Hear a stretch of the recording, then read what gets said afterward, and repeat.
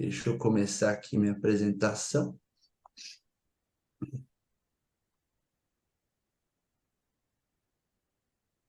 Todos conseguem ver? Sim, tá bem. Deixa eu colocar só um segundo. Hum,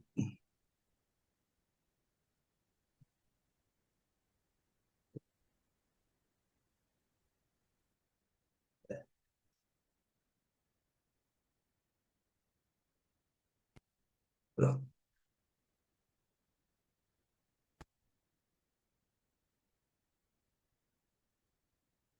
Todos estão vendo? A tela está escura, não está aparecendo o slide. Então, vou deixar. Vamos ver. Vou deixar assim. Vamos fazer aqui de outra forma. Vou passando assim. Perfeito. Então, hoje, senhoras e senhores, eu falarei sobre o meio ambiente no ESG, o ESG, para o futuro das empresas. Aqui, como eu disse, já foi muito bem apresentado, vou estar seguindo aí essa parte. Bom, vamos começar com a explicação do ESG, Environment, Social and Governance. A tradução é ambiental, social e governança. E a ideia é trazer e discutir dentro do setor comercial, das empresas, estas questões. Então, na questão ambiental, a gente traz tudo aquilo que tem um impacto negativo ao meio ambiente, como, por exemplo, o aquecimento global, pegada de carbono, a poluição, a questão dos resíduos e da questão hídrica, desmatamento, entre outros.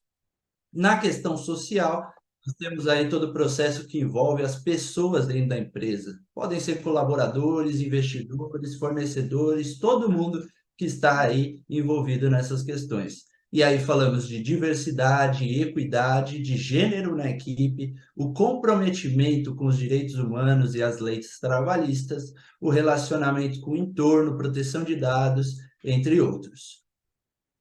Na governança, nós temos o que engloba a parte administrativa de um negócio. Então, trata das questões sobre ética, comunicação e a própria legalidade aí, respeitando toda a lei. Então, o foco aí nessa questão é a ética e o compliance, a transparência, a estrutura do comitê de auditoria, conduta corporativa, remuneração de executivos, entre outros. Bom, esse termo ele não é novo. O termo surgiu em 2004 no relatório feito pelo Pacto Global, que é um braço da ONU, e tem por objetivo aí engajar pessoas e organizações na adoção de princípios, como aí direitos humanos, trabalho, meio ambiente e anticorrupção, que foram descrevidos aí pelas questões, né, ambiental, social e governança. Só para fazer um parênteses aqui, para que todos entendam, esse não é um termo novo no princípio dele também. Nós temos o termo de sustentabilidade, que é muito mais antigo que o ESG, e os três pilares aí, as três dimensões da sustentabilidade são economia, social e ambiental, o que muito se assemelha ao ESG.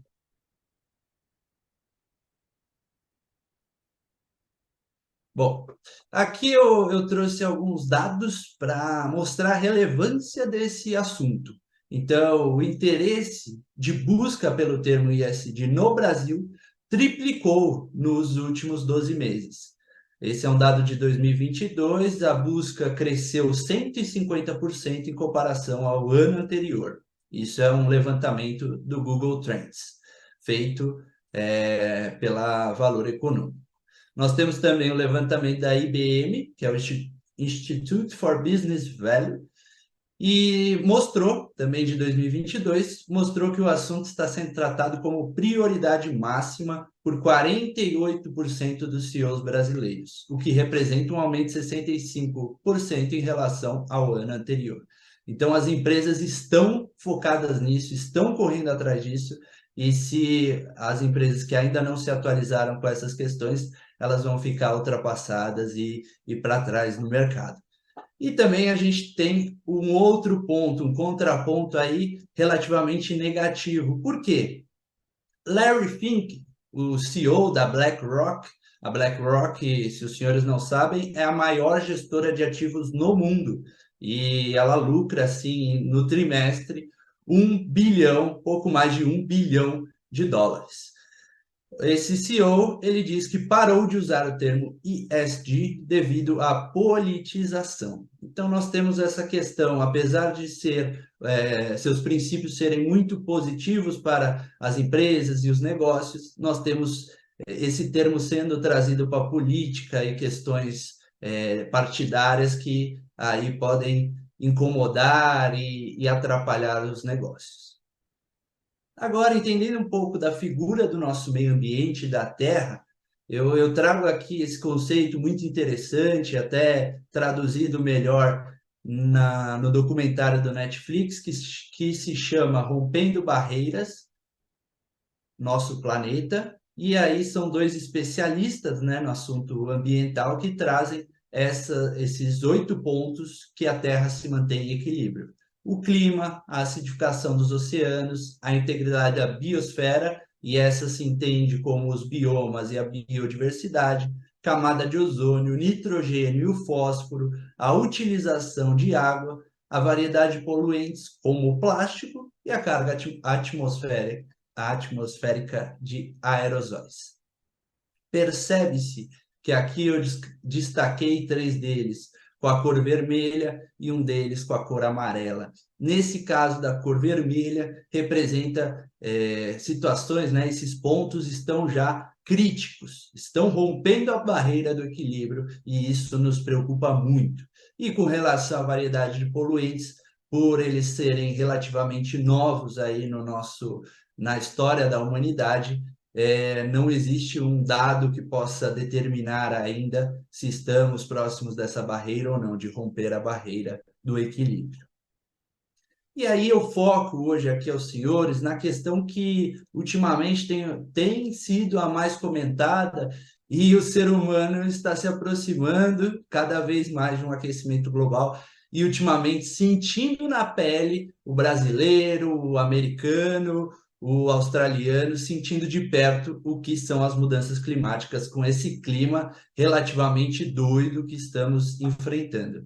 As consequências disso, do aquecimento global, é o aumento na incidência da ocorrência de eventos climáticos extremos, a elevação do nível do mar, perda de cobertura de gelo, alterações na disponibilidade de recursos hídricos, as mudanças nos ecossistemas, a desertificação. E aqui eu gosto muito de comentar sobre a situação do deserto do Saara e do Kalahari, onde eles estão se ampliando. As comunidades que ali viviam próximas desses desertos estão tendo que migrar para outros locais por conta desse avanço do bioma do deserto, né? Existe também a interferência na agricultura, os danos às propriedades e infraestruturas e, por fim, os impactos na saúde e bem-estar da população humana, que inclusive eu faço um comentário especial aos refugiados climáticos ou ambientais, que a ONU, em 2020, reconheceu. Para quem quiser saber mais sobre essa questão, eu escrevi um artigo que, inclusive, fico muito feliz em dizer que ele foi publicado na revista Rotary Brasil, de janeiro de 2022. Então, para saberem mais dessa história, não vou prolongar aqui a palestra para explicar, mas encontra-se esse artigo e também na internet, se buscarem, com toda a história de Ioane Teitiota, que é o primeiro refugiado ambiental reconhecido pela ONU. Bom, essa questão, o principal problema do aquecimento global e das mudanças climáticas é a emissão do dióxido de carbono, que é um gás que se encontra aí na atmosfera, ele tem o seu ciclo natural com as plantas, com os animais, só que o ser humano trouxe um novo fator, os combustíveis fósseis. E dessa maneira, ele retirou os combustíveis fósseis debaixo da terra e colocou-os em combustão, fazendo com que fossem emitidos ainda mais o CO2, né, que é o dióxido de carbono. Vê-se pelo gráfico apresentado o aumento aí nas partes por milhão, que é como é calculado a medida aí dos gases na atmosfera, na atmosférica, vê-se que ele vem avançando bastante nos últimos anos. E aí a gente entra numa questão da atualidade em si, como eu disse, muito perigosa para nós seres humanos. O secretário-geral da ONU afirma que o planeta chegou na era da ebulição global. A era da ebulição global chegou. E aí me perguntam o que significa isso. E vejam, essas matérias são recentes, 27 de julho de 2023 e 2 de agosto de 2023. Então faz cerca de 1 mês, 2 meses que isso vem sendo comentado. O que aconteceu com o nosso planeta? Ele passou de um momento de busca pela mitigação dos problemas do aquecimento global e para um momento onde a necessidade hoje do ser humano é focada na recuperação e manter, aí trazer, recuperar, diminuir esse aquecimento, essa temperatura que vem avançando. Então, agora, explicado todo esse conceito de meio ambiente, vamos falar dele dentro dessa questão formal que é aplicada às empresas, que é o ESG. Nós temos o aquecimento global e a pegada de carbono. A pegada de carbono é um instrumento, só para explicar para os senhores, que calcula, é uma forma de calcular aí a emissão das empresas, das pessoas por um determinado período, a eficiência energética e o desmatamento. Eu trago aqui 3 cases para os senhores que são aí, até perguntei para o protocolo, para a secretaria, qual era o foco dos rotaractianos, com que eles trabalhavam, e foi me informado que era mais parte administrativa de empresas e advogados. Então eu trago aqui alguns cases, que é da Natura, da Unilever e a Petrobras. A Natura, ela possui uma ambiciosa meta de zerar as emissões de gases, pode ser o CO2, como tem outros também, o metano, o CH4, também é um gás de efeito estufa. Ela pretende zerar essas emissões até 2030 e um trabalho de conservação de mais de 2 milhões de hectares da floresta. Temos também a Unilever, que vejam a situação peculiar que a Unilever se encontra. Ela pretende alterar a receita de alguns de seus sorvetes para diminuir, para trocar os refrigeradores e assim diminuir o consumo de energia. É impressionante a que ponto chegamos, detalhes que podem influenciar essa emissão de energia, essa emissão de gases pela produção de energia. Na Petrobras, o principal ponto é a ampliação de usinas eólicas. E aqui eu insisto, no mundo, atualmente, a maior emissão de gases é em decorrência da produção de energia. Pode ser essa energia destinada à indústria, centros urbanos ou agricultura, o maior emissor é decorrente da energia. Então, precisamos urgentemente dessa transição energética. E aí, por meio de usinas eólicas, hidrelétricas, até mesmo a energia nuclear, que avança, tem avanços muito positivos com a tecnologia. Os prejuízos e as oportunidades com esses desastres ambientais extremos que cada vez mais estamos vendo. Vimos recentemente no Rio Grande do Sul e estamos vendo mundo afora. Então, para o setor imobiliário e o setor securitário, alguns prejuízos com as perdas e danos materiais daqueles desastres, mas também uma oportunidade de novos negócios. Aqueles que veem essa situação se aproximando e não tem um seguro, por exemplo, ela vai buscar esse seguro para se manter preservada ali em sua zona de segurança caso ocorra um desastre. E até mesmo ela pode se sentir numa situação de muito risco e migrar para uma outra cidade. Então, é uma oportunidade também para o setor imobiliário. Só um dado aqui, nos últimos 10 anos, os desastres naturais causaram 400 bilhões em prejuízo no país, de reais, esse número em reais. é um dado da Conferência Nacional de Municípios. Partindo agora para o setor agrícola e o setor alimentício, também aí pode afetar o setor do comércio, é a questão dos prejuízos com as perdas de produção. Então, grandes enchentes com a chuva, precipitação extrema ou grandes períodos de seca prejudicam aí a produção dos agricultores e isso é um impacto gigantesco, principalmente no Brasil, onde a agricultura é um setor que avança bastante. Nós temos em outros casos no mundo regiões onde o clima era muito frio e atualmente, pelo aumento, né, da temperatura global, o clima de regiões tem se adequado melhor para aí a produção de alimentos e tem conseguido, os agricultores têm conseguido plantar ali naquela região que antes não era possível. E por fim, é claro, acompanhando principalmente de perto o setor jurídico, tem muitas oportunidades de negócio. Cada vez mais a legislação avança nisso, em questão criminal, em questão administrativa, em questão civil, e nós temos os negócios muito oportunos, o licenciamento ambiental, a consultoria ambiental, diversas oportunidades nesse setor. Por fim, como eu disse aqui, a gente está falando de futuro, né? O tema principal também da palestra é a questão das novas tecnologias.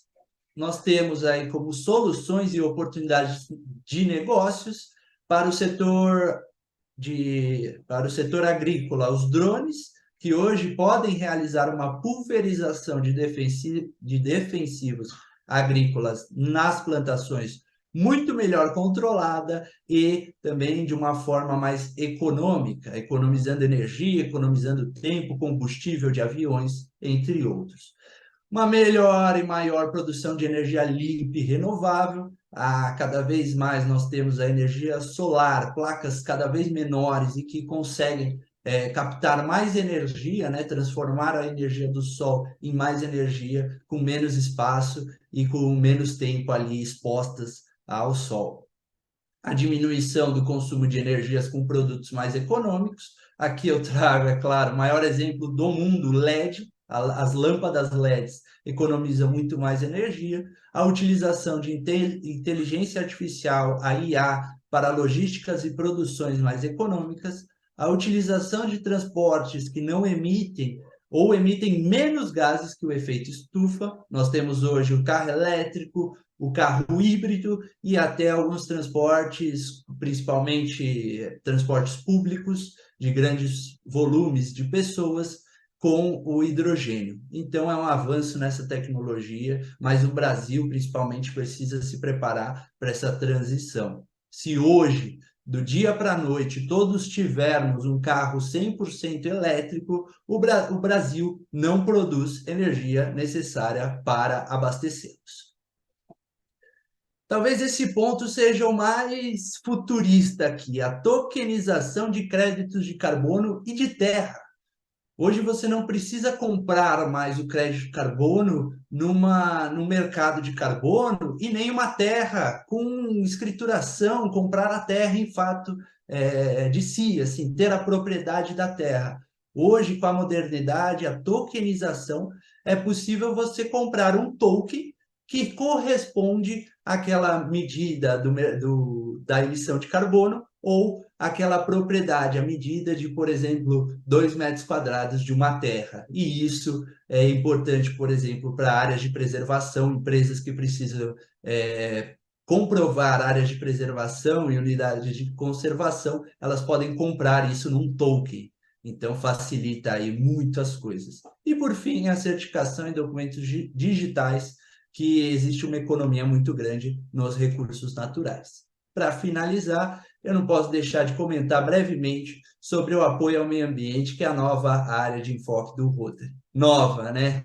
Ultimamente, o tempo passa muito rápido. O que mudou com isso, com a nova área de enfoque, foi que agora nós podemos solicitar subsídios globais para os diversos temas relevantes do meio ambiente. Então, restauração de habitats, proteção de espécies, preservação da pesca e por aí vai. Apoio à pesca sustentável, promoção e uso e gerenciamento de recursos, todas essas questões. Bom, eu falei aqui da oportunidade para as empresas, dos negócios, mas todos nós, como dever de cidadão, devemos ter aí uma responsabilidade sobre tudo isso. E os principais pontos são reduzir, plantar, repensar a alimentação. Nós temos alguns alimentos que emitem mais, que usam mais recursos naturais do que outros e repensar essa prática diária e muito comum que a gente nem se dá conta de refletir é importante. Rever os desperdícios é algo, para mim, na minha opinião, um absurdo hoje nós termos desperdício de água, de gases e de todas essas questões, porque não temos uma contrapartida nisso. Esses recursos naturais estão simplesmente sendo desperdiçados, abandonados, e nós não podemos deixar isso acontecer. E, por fim, ensinar e educar. A educação ambiental é uma pauta extremamente importante. A maioria das pessoas são analfabetas ambientais, vale dizer, não sabem diferenciar o lixo comum do lixo reciclável, e aí existe toda uma dificuldade em todos esses princípios, esses temas que eu citei até aqui. Então, devemos ensinar, educar, debater, como estamos fazendo aqui hoje, e novamente agradeço essa oportunidade, e para mudar essa questão do mundo e das pessoas, e assim criar esperança no mundo.